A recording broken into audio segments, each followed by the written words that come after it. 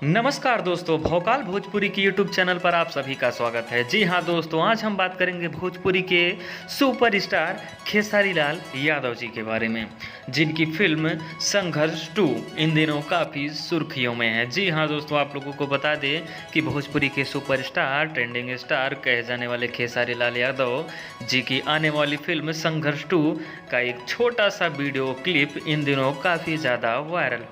संघर्ष 2 के बारे में बताया जा रहा है कि भोजपुरी की सबसे बड़ी फिल्म होगी। जैसा कि आप देख पा रहे होंगे, बहुत ही खतरनाक स्टंट करते हुए भोजपुरी के सुपरस्टार खेसारी लाल यादव जी नजर आ रहे होंगे।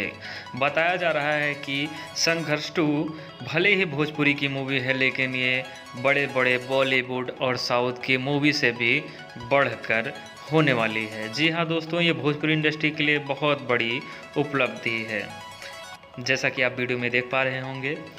तो कैसा लगा हमारा वीडियो, कमेंट करके ज़रूर बताइए। अगर वीडियो अच्छा लगा हो तो वीडियो को लाइक कर दीजिए और चैनल को सब्सक्राइब करके बेल आइकन दबा दीजिए, ताकि सबसे पहले कोई भी नोटिफिकेशन हो आपके पास पहुंचे।